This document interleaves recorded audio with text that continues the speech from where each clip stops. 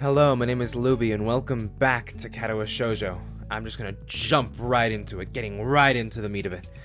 Once again, Hanako doesn't turn up for class. Try as I might to concentrate on other matters, this fact continues to distract me throughout the entire school day, and even as I walk through the school gardens to the dormitories.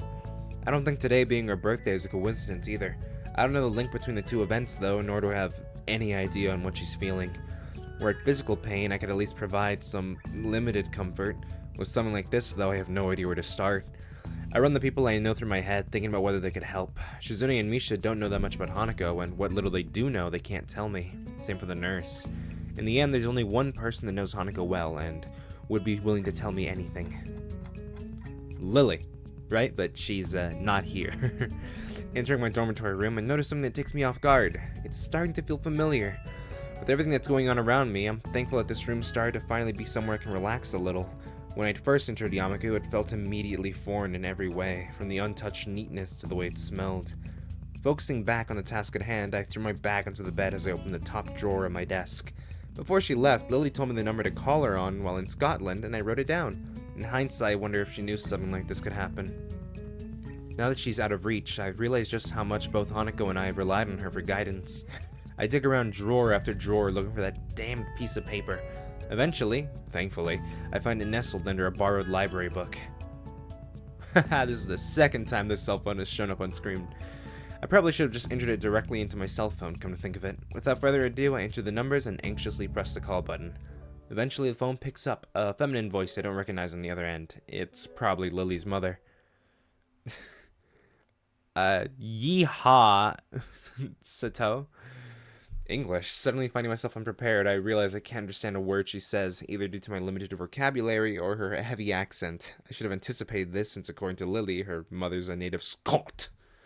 I soldier on in the hope that she must know some Japanese, considering it's her daughter's native language.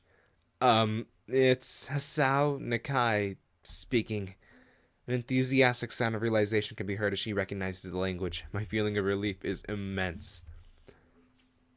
I gave Lily's mom a voice before, right? Well, who cares?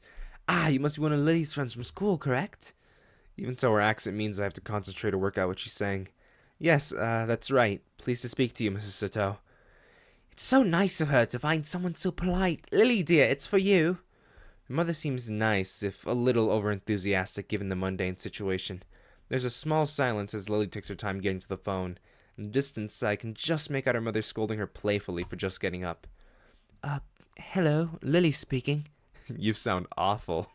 She makes it sound somewhere between a dying animal and a yawn. The one thing I did remember to check before calling was the time zone. It'd be pretty late in the morning over there, so she really has no excuse. I'm pretty sure all this is the same as it was in the Lily route. I'm not feeling well? Just tired. What time is it there? Late afternoon. School finished for the day not long ago. Hanako's not well, is she? That was quick. My assumption that she must have known something like this could happen seems to have been on the mark. How did you know? Because today is her birthday. I hope she might have gotten at least a little better after coming to know you, but... How is she right now? She missed school today and yesterday. I still have to check up on her today. To be honest, after seeing how she was when I talked to her yesterday, I'm pretty anxious. I really have no idea what to make of it. Has this happened in the past? Is it related to her scarring in some way? Unfortunately so. Roughly the same thing happened last year when her birthday came up. As far as I can tell, it's because her parents died in the accident that caused her scarring, and Hanako blames herself for their deaths. What she says does seem to make sense. If she's blaming herself on her birthday, she may well be rumoring that she was ever born. Hanako had mentioned her staying in the orphanage to me. Maybe I should take some heart that she trusts me enough to tell me such a thing. Lily seeming so in the dark about it, though, almost to the extent that I am, is a surprise. So that's why she lives in the student dormitories as well. Has she told you any more about the accident? As close as we come, she's barely told me anything about what happened. What you know about it is largely conjecture. She sounds depressed, almost defeated. Considering the trauma Hanako must have gone through, I really can't fault Lily for not knowing. Nevertheless, she still seems to consider it a personal failing.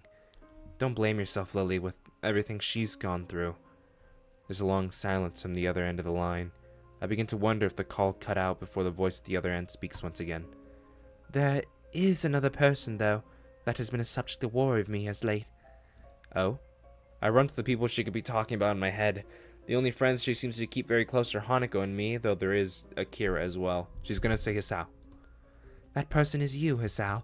I'm so smart. There's another silence on the line, but this time it's caused by me. Making others worry about me is something I've very actively tried to avoid since coming to Yamaku. Indeed, even my interaction with Hanako has helped stave off any major health problems thanks to our relaxed and slow-paced lives. What is there to worry about over me? I apologize. I didn't mean any offense. Sorry, I was just taken a bit off guard. Still, isn't Hanako a bigger problem at the moment? For some time now, I've thought that both of you may be feeding into each other's more worrying habits. I tried to amend this before leaving, but it seems to have done little. Is it just me, or is the music really loud?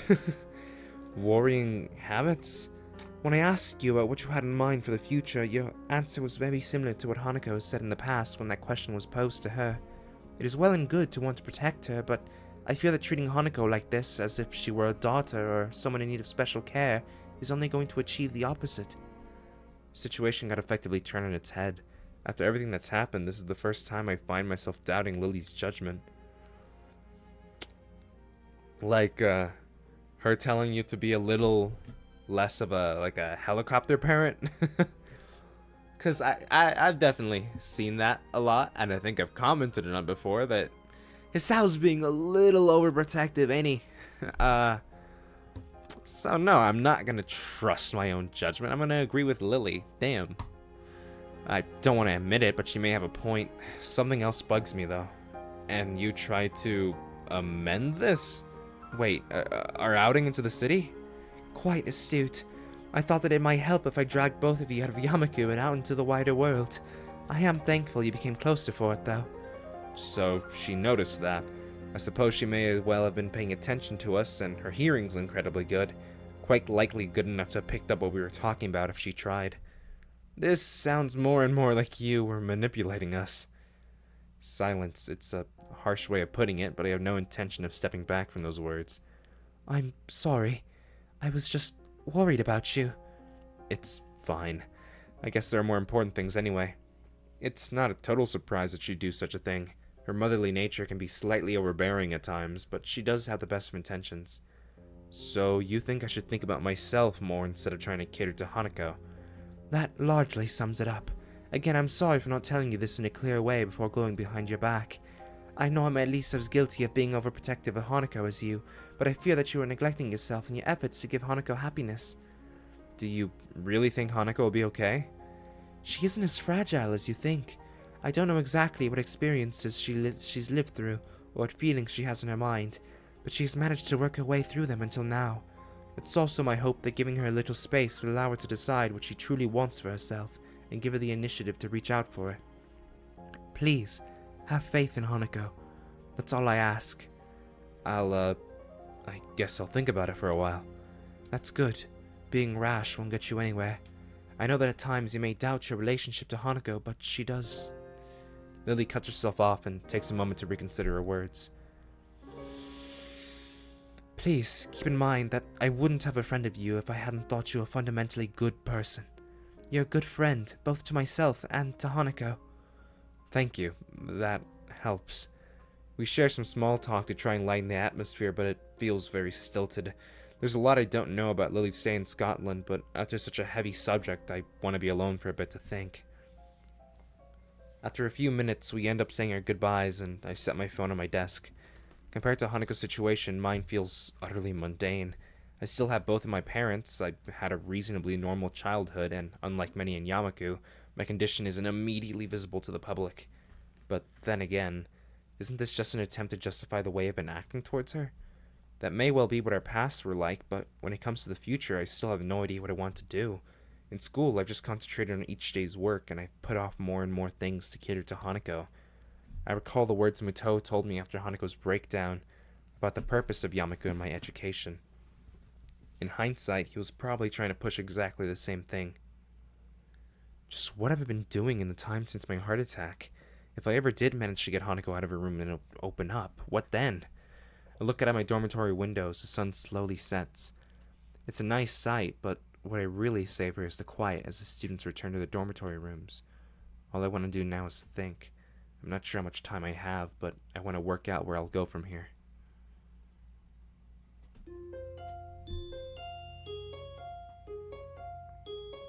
Deep.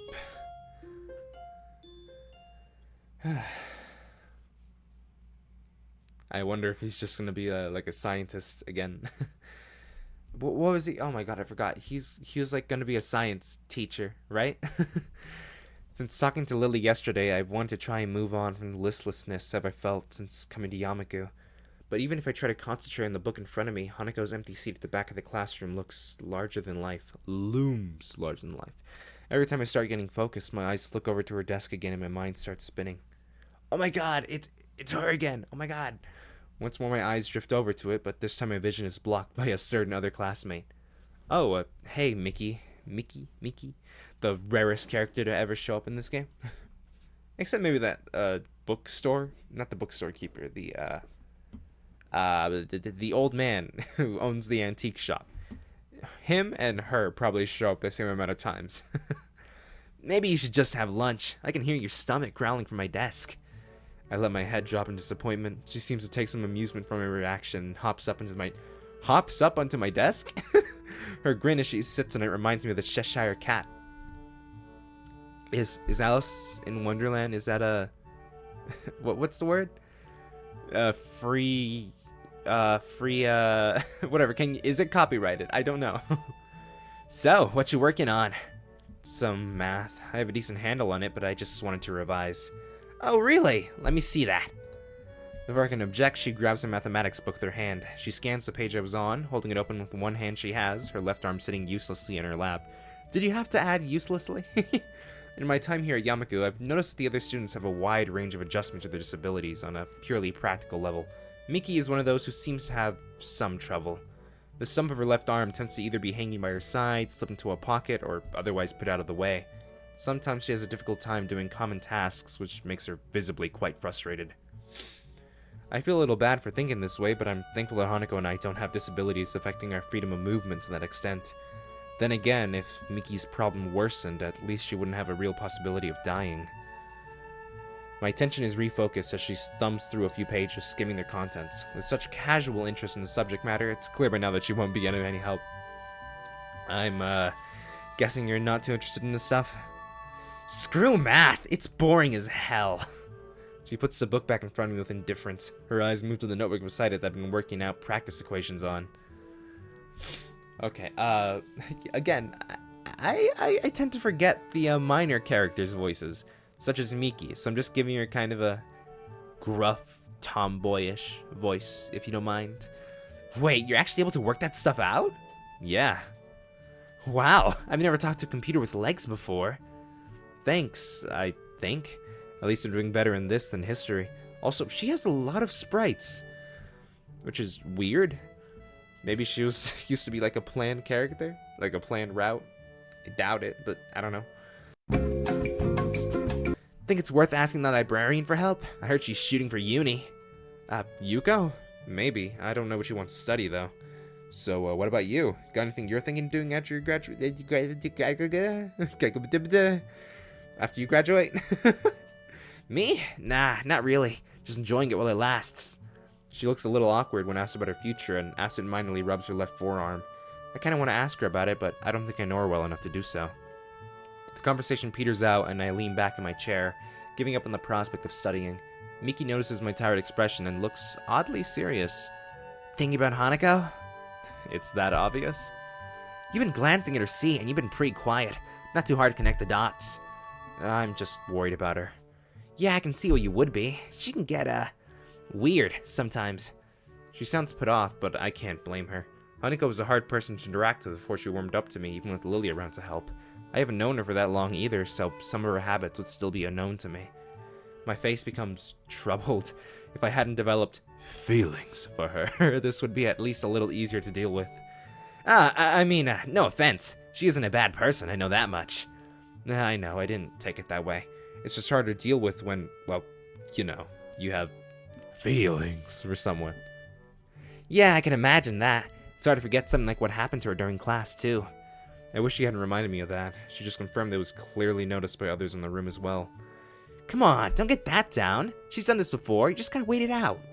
She locks herself in her room and acts like an empty husk of a person for a sizable amount of time, ever since she entered Yamaku, if not before then as well, and I'm not supposed to be concerned about that?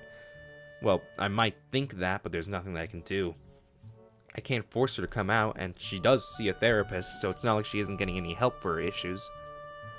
Maybe it's natural to think that way when you're so powerless to help someone. That's just the way she is, and you just have to deal with it. As I mull things over, I notice a movement out of the corner of my eye. I glance to see who it is and end up doing a double take. Is it her? Is it her? It's her! Oh my god! Sure enough, it's Hanako. She walks through the door just as she would any normal school day and begins to move toward her seat in a usual silent and humble manner. She looks at me for a moment before blushing and looking away in embarrassment, which makes me realize that I was staring at her. I feel sorry for that, but not doing it is hard after all that's happened. The girl sitting at my desk looks to me, grinning. See? Your sweetheart's back already. What did I tell ya? You be quiet. It might only be meant as a joke, but she hits close enough to make me quite uncomfortable. As we talk, someone calls Miki's name from the door. She jumps down from her vantage point at my desk before turning to me. Gotta go, Sal. Remember to eat sometime, will ya? Fine, I will. See ya. I like to think that she wasn't sitting on the desk, she was just standing on top of it.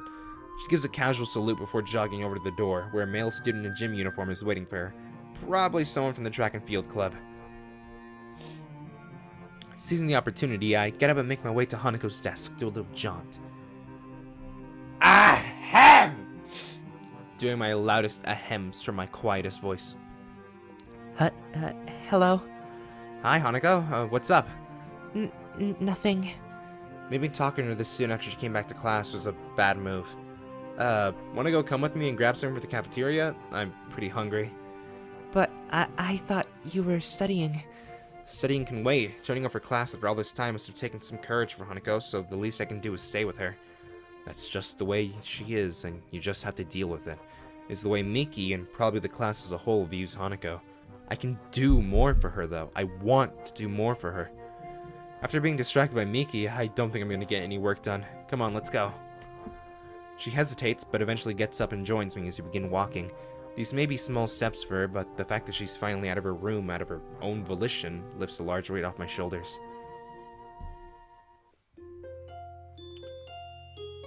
We don't get to see them? Get lunch? Wow.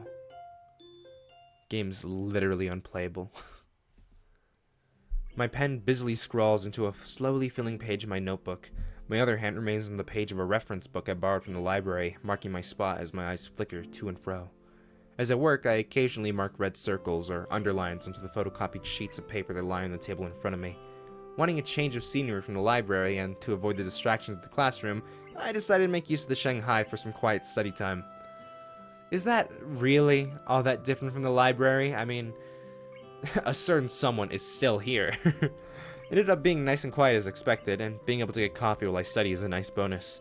Hanako may have returned to her normal self since she came out of her room, but I've done quite the opposite. Daily routine may have returned to us, but I feel as if I'm a different person. Maybe I'm not. It's only been a few days after all since I decided I wanted to try and get out of the rut I'd found myself in after my accident.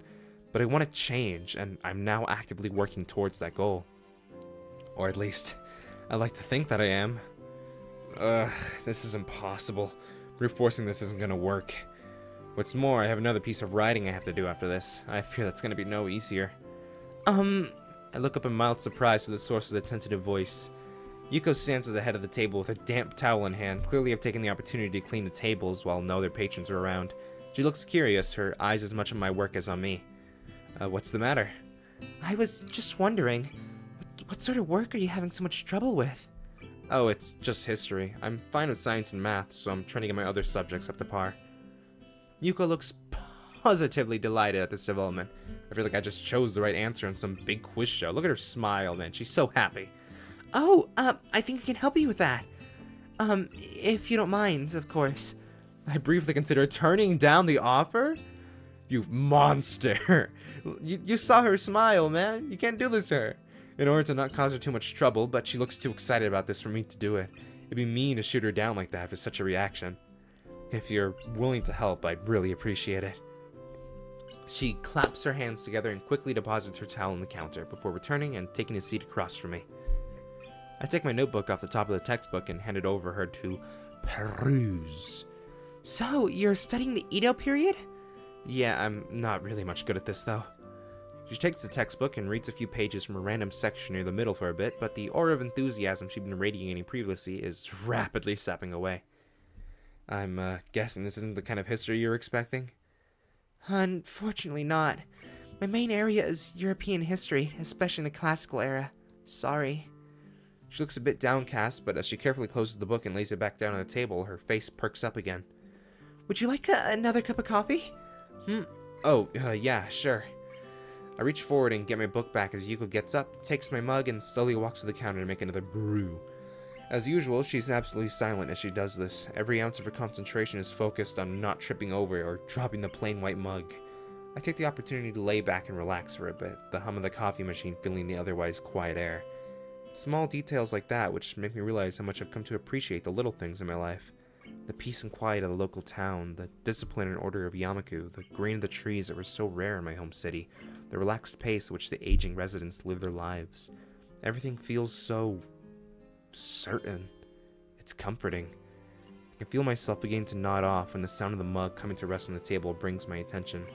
Seems like it arrived not a moment too soon. Yuko takes her previous seat once again as I pick myself up and bring a hand around the mug to check its temperature. It's just a little too hot to drink right away, so I blow on it a little. It's a shame you don't like history all that much. I sort of guessed you might be more into science. How so? You nearly read out the science fiction section of the library already. It wasn't hard to notice. You do have a good point there. Well, what can I say? You've pegged me just about right. You've pegged me. You sound like you really take an interest in history, though, especially considering how specific you were about it. Do you study in that area or something? Go on digs overseas? She giggles nervously at the thought. I'd like to visit the Mediterranean sometime and see the old architecture and art for myself, but I don't think I could trust myself to handle such delicate things. I'm saving up to formally study it in university, although I also read up on it whenever I have free time outside of work. So Miki was right about her university aspirations. Considering how she fares as a waitress, a more theoretical path may suit Yuko better. It's nice to hear that she has some ambitions, though, considering how hard she works. I nod and take a careful sip of my coffee. By now it's cooled to the right temperature, so I begin to drink while keeping an eye on the book below, trying to read at the same time. A few minutes pass quietly, Yuko looking out the window and watching the world go by while I have my coffee and study. A movement catches my eye, and I look up to see Yuko smiling and waving to someone outside. Following her gaze surprisingly reveals the someone to be Hanako. She's looking at us from the side of the street across from where we are. Her usually all too visible timidity is largely absent, probably thanks to there being so few people around right now. Evidently, she decides to join us. As after a little wave, she gives a quick glance up and down the street and crosses toward the side the cafe is on. Oh man, I haven't breathed in a while. Oh, I like my... Ugh. I feel like I just felt like 5 brain cells die. Oh man. Whoa, whoa, whoa. It's getting hazy. I didn't breathe for a bit there. I'm too invested in the story. Deep breaths. The familiar doorbell to the Shanghai rings out as Hanako enters and makes her way to the table we're sitting at. Hello. Good afternoon. Hi, Hanako. What's up? Nothing. Just going for a walk since the weather was nice. Yeah, I get what you mean. I'm glad I decided to study here instead of the library. It's comfortable in here thanks to that, better than the sometimes quite stuffy library. I look to Yuko, who nods in response. It's nice. It's just a shame that summer can't last forever. Oh, wait, sorry. Would you like a drink? Hanako shakes her head. Thankfully, it's enough to calm Yuko back down. How are you going with this studying? Okay-ish. Oh yeah, have you talked with Lily? I'm interested too. How is she doing? She's enjoying it, I think. I think that's all we're gonna get out of her. Being around Yuko is tensing her up. It would be so nice to travel to Scotland. Green fields, castles, lovely small towns, men in kilts, interesting history. I can't say I see the appeal of men in kilts myself. It does seem like a picturesque place, though. As we talk, the jingle of the doorbell rings again. Hanako was startled, noticing Yuko's panicked expression at the prospect that she might leave customers to wait a handful of seconds due to her chatter with us. Yuko gives us a quick bow, then hastily skitters over and greets the new customers, an elderly man and his wife. I watch her for a bit, craning my head around to get a good view. Hanako is staring at me with her one visible eye. She averts her head in embarrassment as I turn to make eye contact. I was just thinking that it's nice to have ambitions for the future. Yuko was telling me a little about her university aspirations before. Oh. It's a shame. If she wasn't so neurotic and overworked, I think she'd be a really happy person. I think she could be a really happy person. Okay, Sao. As much as I'd like to play host to Hanako and entertain her a bit, I do need to study as well. To be honest, I don't think the distraction from Yuko helped either. Sorry if I'm a bit distracted. I need to try and get this done, otherwise I'm gonna flunk the history exams pretty hard. I'm left running my hand through my hair in frustration. That letter needs doing as well once I get back to my dormitory room. I hope I have more luck with that than this. Damn. What with? Oh, I was gonna write to Iwanako. Right now, though, this is more important.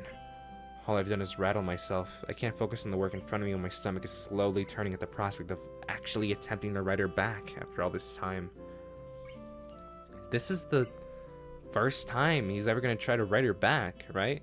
Every other run, he's just thrown the letter out and just, either learned from it or ignored it for the rest of the run. I force myself to concentrate on the book, picking out my pen once I have a quick sip of coffee. After a few seconds, Hanako stops silently watching me and leans back in her seat, relaxing as much as she ever seems to be able to, looking out the window to pass the time. We stay like this for a long time before leaving for the dormitories together. I'm surprised she had the patience to wait me out. I want to say something. We're in Act 4 of Hanako's route. I'm just saying. We're on Act 4 of Hanako's route. And the relationship part hasn't started yet. Like, at all. Which, it's a bit strange. And I'm also noticing that we haven't gone to any, what are they called? NSFW scenes yet. So I'm also dreading / worried about that. Just the fact that I'm assuming, like, halfway through Act 4, and we haven't gone to any relationship stuff. Kind of weird. That's all I'm saying. Maybe we made a wrong choice somewhere, or either that, or this run's more like unique in the others, that it doesn't like end in like explicit romance, I guess. I don't know how this run goes, but I'm guessing maybe it'll end with like budding romance, not really like, a kiss or something. Which, I'd be down with too. Iwanako's letter lies on my desk beside a blank sheet of lined paper and an unused envelope. The tapping of my pen is the only thing to be heard this late at night. As I feared, my second task for the day turns out just to be difficult as the first, if not harder. It's been so many months since we even saw each other. Even so, I can still remember what she looked like, what she sounded like, and what she acted like. By now, though, the little details are beginning to slip away. When I first saw her letter, I barely recognized her handwriting at all. Even the pink pen she always used was forgotten until her writing reminded me of it. I wonder why she didn't use it for the letter. She used to write everything with it. Maybe she thinks it's too mature now. I should be thinking about myself and about what I want to communicate to her. My mind can't stop concentrating on her, though, or the past we shared before it was taken away so suddenly. The bright and slightly garish decorations suit her sense of aesthetics. Picking up the letter to take a closer look at it, I give a long sigh. This is the last link binding me to my past. Iwanako didn't suddenly cease to exist when she left my hospital room for the last time, but I needed this letter to remind me of that. I had all those feelings neatly filed away. I felt as if I didn't need them, that I could just begin life completely anew. It was easier that way. In the end, I suppose that was a rather naive thing to think. Sooner or later, my past would have caught up with me one way or the other. But what am I supposed to say to her? Thank you for bringing me closure? All the letter did was end the sense of closure I'd previously felt. Try as I might, I can't write so much as a single word down on the paper in front of me. I can't even think of what I exactly want to say. Have we ever heard this song before? Just wonder. I'm gonna go back one, because it says here, current music track, Nocturne. That's a good song. Putting the letter down on top of the blank sheet, I gather the materials together and file them away in my drawer. The clunk the desk makes as close to the clunk the desk makes as it closes. That's a weird sentence. Makes me momentarily tense in frustration before I get up to go grab a drink from the vending machine on the first floor. I tried, but I couldn't do it. After all the time that's passed, I still don't know how to deal with you, Hanako.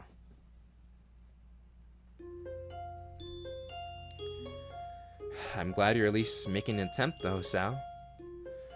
But as we reach the 30-minute mark of this video, I'm sorry to say that's all the time we have for today. Whew! Was that scream too loud? I kind of screamed in the mic a little there. I hope that wasn't too loud. I hope you didn't go deaf. But anyway, hope you enjoyed this episode, and I'll see you next time where, I don't know, we're halfway through Act 4, right? Are we, like, almost at the end? It doesn't feel like we're almost at the end, right? Either way, we'll get there when we get there. I'll see you then. Peace.